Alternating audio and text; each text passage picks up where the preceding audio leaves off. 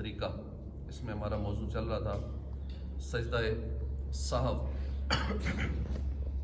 Number 43، مسبوق اور سجدہ سہو۔ مسبوق کہتے ہیں جو نمازی بعد میں شامل ہوا، یعنی جس کی 1 رکعت رہ گئی، 2 رکعتیں، 3 رکعتیں رہ گئیں یا 4 رکعتیں رہ گئیں، بعد میں نماز میں شامل ہوا، اس کو شرعی اصطلاح میں مسبوق کہا جاتا ہے۔ امام کے ساتھ سجدہ سہو کرے اگرچہ اس کے شریک ہونے سے پہلے کوئی سہو ہوا ہو۔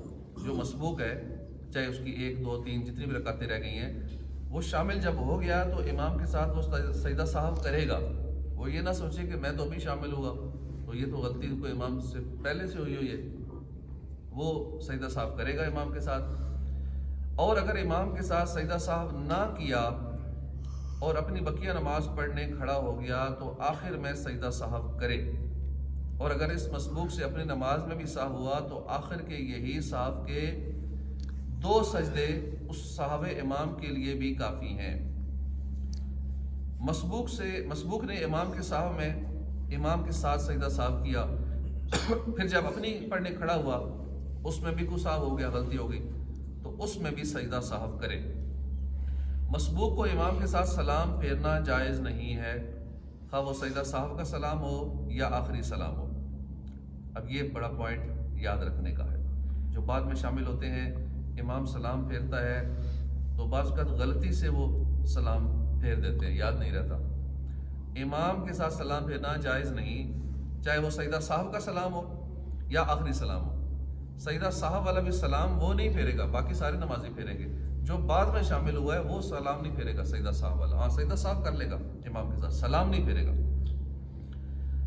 بلکہ قصدن پھیرے گا تو اس کی نماز ہی ٹوٹ جائے گی۔ البتہ اگر سجدہ سہو کا سلام امام کے ساتھ بھولے سے پھیرا تو خواہ امام کے سلام سے پہلے یا ساتھ یا بعد میں پھیرا ہو، سجدہ سہو واجب نہیں ہوگا، کیونکہ مسبوق مقتدی ہے اور مقتدی سے بھولے سے واجب چھوٹ جائے تو سجدہ سہو واجب نہیں ہوتا۔ مقتدی سے ایسی غلطی ہو جائے، واجب چھوٹ جائے تو اس پر سجدہ سہو نہیں ہوتا، لیکن اس کو پھیرنا نہیں چاہیے سلام امام کے ساتھ۔ امام جب سلام پھیرے، جسے پتہ ہو میری 1 رکعت یا زیادہ رہ گئی ہیں، وہ سلام نہ پھیرے۔ جب بھی امام سلام پھیرے، چاہے سہو والا سلام ہے یا دوسرا سلام ہے، وہ نہ سلام پھیرے۔ یوں ہی اگر آخری سلام بھولے سے امام سے پہلے یا ساتھ پھیرا تو مقتدی ہونے کی بنا پر اس صورت میں بھی سجدہ سہو واجب نہیں ہوگا، جبکہ اگر امام کے سلام کے بعد پھیرا تو سجدہ سہو واجب ہوگا۔ اب یہ آخری جو سلام ہے، امام نے سلام پھیر دیا، اس کے بعد سلام پھیرا اس مقتدی نے جو بعد میں شامل ہوا، تو اب اس نے آخر میں پھر سجدہ سہو کرنا ہو۔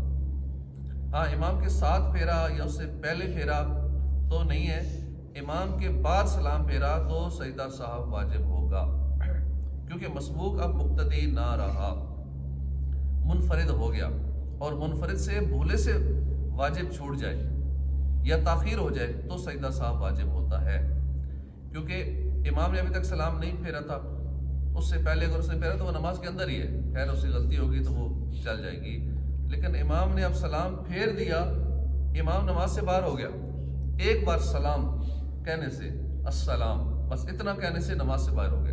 ورحمۃ اللہ وبرکاتہ، یہ تو چلو کہنا سنت ہے، لیکن سلام کا لفظ کہتے ہی نماز سے امام باہر ہو گیا، اور جب امام باہر ہو گیا اب مقتدی سلام پھیر رہا ہے تو اس نے غلطی کر دی، کیونکہ اب اسے کھڑا ہو جانا چاہیے تھا، غلطی کر دی، اس وجہ سے اب اس نے آخر میں سجدہ سہو کرنا ہے۔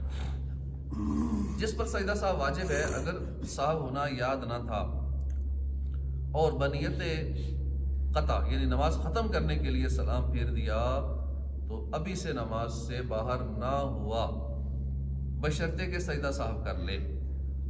لہذا جب تک کلام یا حدث عمد یعنی جان بوجھ کر وضو توڑنے والا کوئی عمل، اسے حدث عمد کہتے ہیں، جان بوجھ کر وضو توڑنے والا عمل، یا مسجد سے خروج یعنی مسجد سے باہر نکلنا، یا کوئی فعل منافی نماز نہ کیا ہو، اسے حکم ہے کہ سجدہ سہو کر لے، اور اگر سلام کے بعد سجدہ سہو نہ کیا تو سلام پھیرنے کے وقت سے نماز سے باہر ہو گیا۔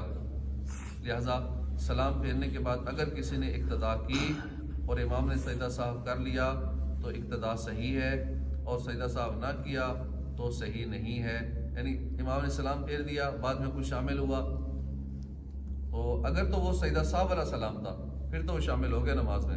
اگر امام نے سلام کا لفظ کہہ دیا پھر کوئی آگے بیٹھا جماعت کے ساتھ شامل ہوا تو اب اس کی اقتداء نہیں ہے وہ، کیونکہ امام تو نماز سے باہر ہو گیا، اس لیے اس کی اقتداء درست نہیں ہے، وہ اپنی الگ نماز پڑھے گا، جماعت سے شامل وہ نہیں ہوا.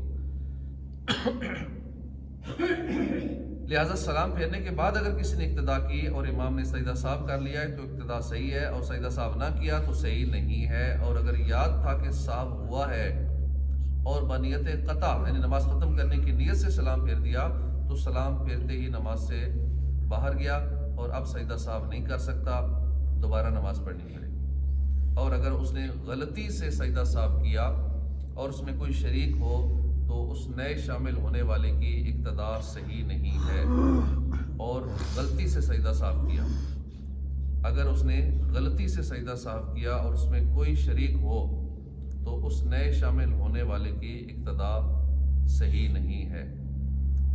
امام نے غلطی سے سجدہ سلام پھیر دی اس کا یا سجدہ سہو کیا اور اس میں کوئی شریک ہوا تو جو نیا شامل ہونے والا ہے اس کی اقتداء ٹھیک نہیں، درست نہیں. جس کو رکعتوں میں شک ہو گیا، پتہ نہیں کتنی پڑھی ہیں، 3 ہیں 4 ہیں، اور بلوغ کے بعد یہ پہلا واقعہ، بالغ ہونے کے بعد پہلی دفعہ ایسا ہوا ہے کہ پتہ نہیں 2 رکعتیں ہیں 3 ہیں 4 ہیں، تو سلام پھیر کر یا کوئی عمل منافی نماز کر کے توڑ دے یا غالب گمان کے مطابق پڑھ لے، مگر باہر صورت اس نماز کو نئے سرے سے پڑھے. جس کو پہلی بار بالغ ہونے کے بعد ایسا شک ہوا کہ پتہ نہیں 3 ہیں 4 ہیں کتنی ہیں، یہ پہلا واقعہ ہے، تو سلام پھیر کر یا کوئی ایسا کام کر کے جس سے نماز ٹوٹ جاتی ہے، کوئی ایسا کام کرے منافی نماز توڑ دینے والا کام، یا وہ کر دے نماز فوراً توڑ دے، یا غالب گمان کہ غالب گمان ہے کہ 4 ہوئی ہیں، ویسے شک ہے کہ 3 ہیں لیکن غالب گمان آ رہا ہے کہ 4 ہیں، تو پھر اس غالب گمان کے مطابق پڑھ لے، مگر دونوں صورتوں میں نماز نئے سرے سے. یاد رہے کہ محض توڑنے کی نیت کافی نہیں ہوتی، نماز توڑنے والا عمل کرنا ضروری ہوتا ہے. خالی دل میں سوچ لے کہ نماز مثلا توڑ دی، ایسا نہیں. کوئی نہ کوئی عمل کرے، ادھر دائیں بائیں دیکھ لے، کچھ ایسا کلام کر لے، کوئی ایسی حرکت کر لے جس سے نماز سے باہر ہو جائے، سلام کا لفظ کہہ دے السلام علیکم رحمۃ اللہ، یہ کہہ دے، یہ بھی نماز توڑنے والا عمل ہے، السلام علیکم رحمۃ اللہ. اگر یہ شک پہلی بار نہیں ہے بلکہ پیشتر بھی ہو چکا ہے تو اگر غالب گمان کسی طرح ہو تو اس پر عمل کرے، ورنہ کم کی جانب کو اختیار کرے.